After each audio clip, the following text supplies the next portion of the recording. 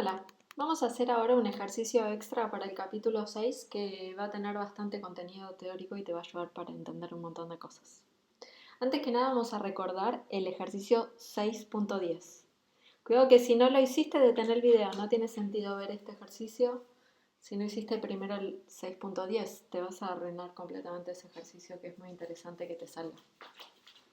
¿Qué era lo que ocurría? Ocurría que había un cierto juego en el que Lucas y Monk tiraban monedas y podía ocurrir que al tirar esas monedas gane Lucas, gane Monk o empaten, y en caso de empatar seguían jugando. Podías calcular la probabilidad de que en una tirada gane Lucas, vamos a llamar esa probabilidad P, la probabilidad de que en una tirada gane Monk, esa probabilidad la podríamos llamar Q, y el resto es la probabilidad de empate. Entonces, si empataban, jugaban de vuelta, si empataban, jugaban de vuelta, y así sucesivamente. Ocurrió un tipo de experimento muy parecido al que se te planteó en el ejercicio del ping-pong de la guía 1. Me encanta este ejercicio, resolverlo como si fuera un ejercicio de la guía 1. O sea, resolverlo exactamente igual que como el ejercicio del ping-pong. Una vez que resolvías esa serie geométrica que te quedaba, descubríamos qué cosa. Que si querías calcular la probabilidad de que gane Monk, esa probabilidad te terminaba dando Q sobre P más Q. Eso es la probabilidad de que en un juego gane Monk, en una tirada gane Monk, dividido la suma de las probabilidades de que gane alguno de ellos. Y la probabilidad de que gane Lucas te daba P sobre P más Q. Por lo tanto, la suma de estas probabilidades te daba 1. Y eso quiere decir que la probabilidad de que el juego dure para siempre y siempre empaten daba 0. Es un resultado súper interesante y súper útil. Fíjate qué pasa si dibujamos la secuencia de posibles tiros sin ninguna restricción en cuanto al juego. ¿Qué puede pasar en cada tiro? Pueden empatar, puede ganar Lucas o puede ganar Monk. Entonces esta sería una secuencia posible de tiros y de juegos en este experimento. Entonces lo que está ocurriendo es que lo podemos pensar como el hecho de empatar no me da ningún resultado útil porque no está ganando nadie. Yo quiero calcular la probabilidad de que gane uno o el otro. Entonces lo que yo podría hacer sería algo así como quitarme de encima todas estas letras E que me molestan. Es como una especie de truncamiento o condicionamiento a que alguno gane. Entonces, si estas E ya no aparecen, ya no existen, ya no las tengo en cuenta, si ahora mi nuevo universo es el universo en el que alguien gane, la probabilidad de que aparezca primero una L sería la probabilidad de que primero aparezca la L antes de la M, sería la forma en la que Lucas gane. Entonces, la probabilidad de que gane Lucas, ¿cómo la podemos ver? Si yo defino XY como la cantidad de experimentos hasta que gana Y podría ser Lucas o Monk, la probabilidad que me están pidiendo que calcule es la probabilidad de que XL sea menor a XM. Esta sería como otra forma de ver el experimento. A esas variables XL y XM, así definidas en esta nueva forma de ver el experimento, las puedo ver como variables aleatorias geométricas con probabilidad P y Q respectivamente. Y fíjate lo que dan los resultados de la probabilidad de que gane Monk y de que gane Lucas. Es un resultado súper interesante para poder resolver de forma mucho más sencilla un montón de otros ejercicios que nos van a ir apareciendo. Hay otras formas de resolver este ejercicio. Te recomiendo fuertemente que leas el apunte de experimentos con multinomiales que subí en el campus, y ahí vas a tener un montón de explicaciones teóricas de lo que está ocurriendo en este caso y en todo el ejercicio que voy a resolver a continuación. Ahora sí, el ejercicio en cuestión. El experimento consiste en efectuar disparos a un blanco circular de radio 1 hasta obtener al menos un impacto a distancia menor que un medio de su centro y otro a distancia mayor que 3/4 de su centro. Los impactos que recibe el blanco son independientes y se distribuyen uniformemente sobre el mismo. Calcular la esperanza de la cantidad de disparos necesarios para finalizar el experimento. A ver si entendemos lo que está pasando con un dibujito. Tengo un tiro al blanco y lo que quiero es pegarle alguna parte de la región de radio menor o medio y además alguna parte de la región superior a 3/4 de su centro. El tiro al blanco tiene radio total 1, entonces estoy pintando de naranja una de las regiones a las que le quiero pegar y de violeta otra de las regiones. Voy a emprolijarlo a ver si puedo. Ahí estamos, ese es mi tiro al blanco. Entonces voy a definir N como el impacto ocurre en la región naranja y B, el impacto ocurre en la región violeta. Son los dos eventos que me interesan. ¿Qué es lo que quiero? Lo que quiero es que ocurra al menos una de estas dos cosas. Eso es mi experimento. Y además me avisa que el punto de impacto está distribuido uniformemente sobre todo el tiro al blanco. Eso lo podría ver algo así como que estoy jugando yo que tengo 0 puntería. Es igual de probable que le pegue a cualquiera de todos los lugares. Eso es lo que estoy queriendo decir. Voy a definir a la variable D como la variable de interés, que es la que quiero medir. ¿Quién sería D? La cantidad de disparos necesarios hasta finalizar el experimento. Y el ejercicio me pide la esperanza de D. ¿Te hace acordar a algo este experimento? O sea, yo voy a ir tirando hasta conseguir el naranja y el violeta. Y me piden la esperanza de la cantidad de veces que tengo que tirar para conseguir esos dos colores.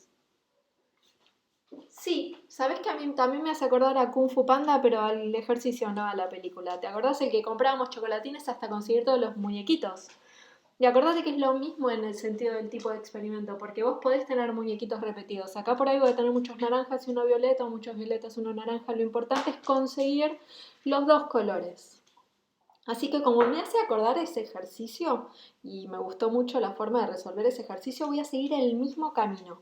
O sea, voy a empezar y voy a tirar al blanco hasta conseguir lo que quiero. Entonces, ¿cómo hacíamos? Empiezo a tirar y voy a tirar y tirar y tirar hasta conseguir el primer color y después voy a seguir tirando hasta conseguir el segundo color.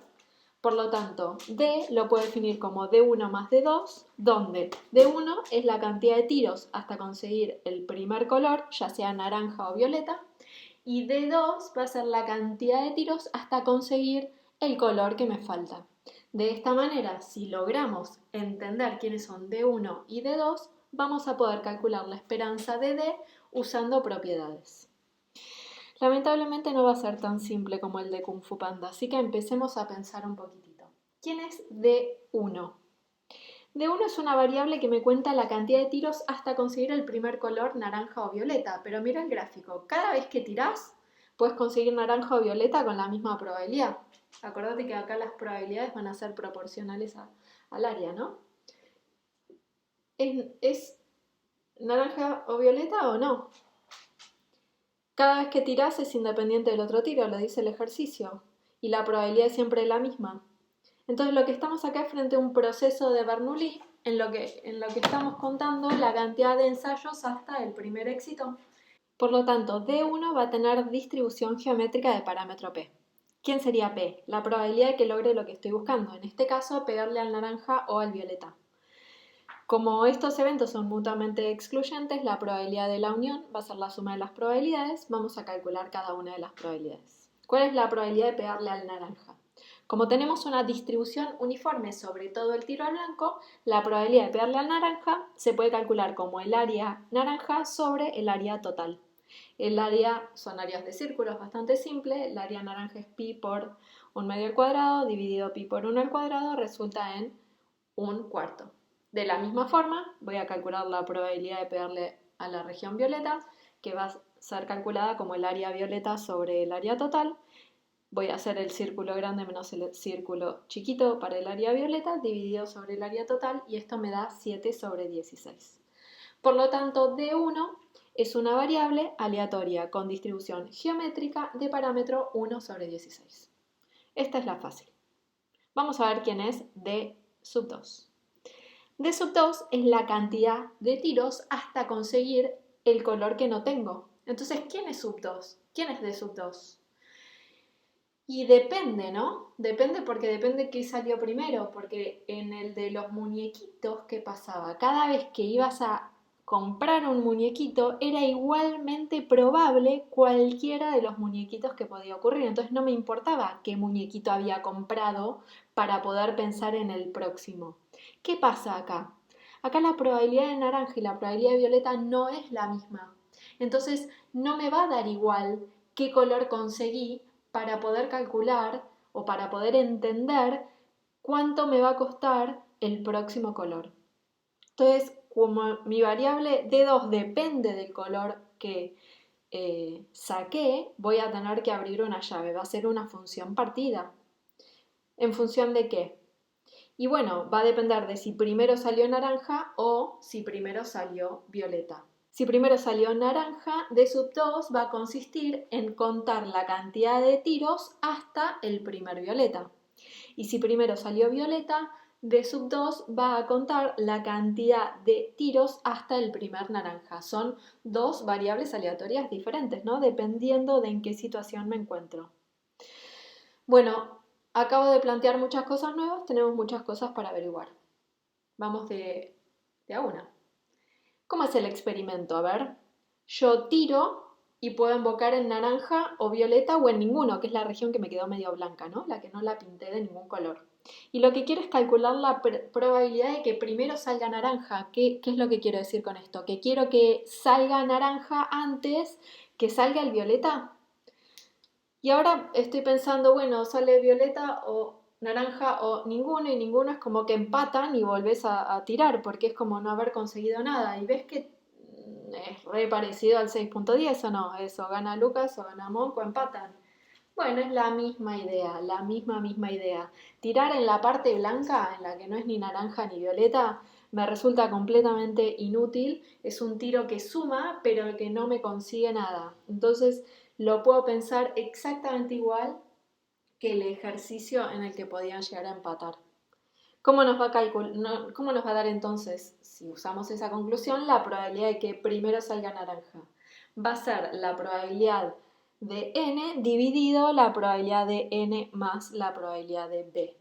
El razonamiento es exactamente el mismo que hiciste en el 6.10. Por eso no lo voy a desarrollar ahora. Fíjate que de la misma forma puedo calcular la probabilidad de que primero salió violeta, ¿no? Eso va a ser la probabilidad de B dividido la probabilidad de N más la probabilidad de B. Fíjate que estas dos probabilidades suman 1, entonces lo que ocurre es que nos encontramos frente a una partición. Por lo tanto, D sub 2 es una variable mezcla y ya sabemos calcular su esperanza. Ahora, ¿qué sabemos de XB y XN? Hagamos un dibujito. Si primero sale el naranja, por ejemplo, un experimento posible podría ser este. Sale blanco, blanco, blanco, naranja, blanco, naranja, blanco, verde. ¿Quién sería D1? D1 es la cantidad de tiros hasta el primer color. O sea, sería esto hasta el primer naranja. Y D2 sería la cantidad de tiros restantes. Si salió naranja, sería la cantidad de tiros hasta el primer violeta. O sea, D2 en este caso sería XB, es la condicionada. Ahora, ¿qué es lo que está pasando en esta serie de experimentos que medimos después del naranja? Que puede ser violeta o no, que la probabilidad de violeta es constante, es la misma para todos los tiros y que hay independencia entre los tiros. Nuevamente estoy frente a un proceso de Bernoulli y estoy contando la cantidad de experimentos hasta el primer éxito, que en este caso es violeta, por lo tanto XB tiene distribución geométrica 7/16. Lo mismo puedo pensar si primero sale violeta. Pienso en un posible experimento, por ejemplo, blanco, violeta, violeta, naranja. ¿Quién sería D1? D1 es la cantidad de tiros hasta el primer color, que resultó ser violeta, y D2 es la cantidad de tiros hasta el segundo desde que ya observé el primero. D2 acá es XN, y con el mismo razonamiento de XN va a ser una geométrica de parámetro 1/4. Y listo, ¿no? Lo único que nos queda hacer son cuentas.